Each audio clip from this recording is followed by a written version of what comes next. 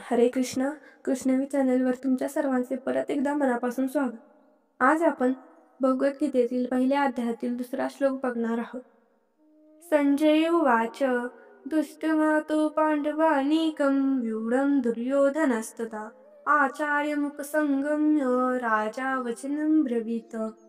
संजय म्हणाला, हे राजन, पांडुपुत्रांनी केलेली सैनिकांची व्यूहरचना पाहून दुर्योधन आचार्यांकडे गेला आणि त्याने पुढीलप्रमाणे बोलण्यास आरंभ केला.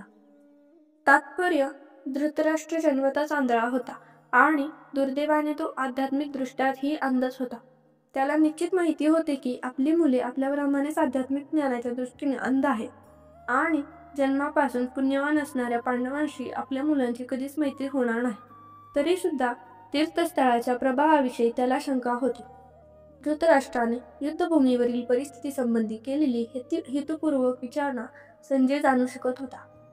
यास्तव विषण्ण, उद्विग्न झालेल्या राजाला तो प्रोत्साहित करू इच्छित होता आणि म्हणूनच त्याने राजाला निश्चितपणे पटवून दिले की पवित्र धर्मक्षेत्राच्या प्रभावाखाली त्याचे पुत्र कोणत्याही प्रकारची तडजोड करणार नाही.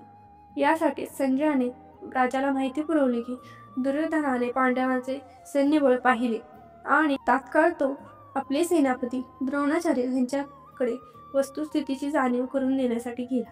या ठिकाणी जरी दुर्योधनाचा राजा म्हणून उल्लेख करण्यात आला असला तरी त्याला गंभीर परिस्थिती उद्भवल्यामुळे आपल्या सेनापतीकडे जावे लागले.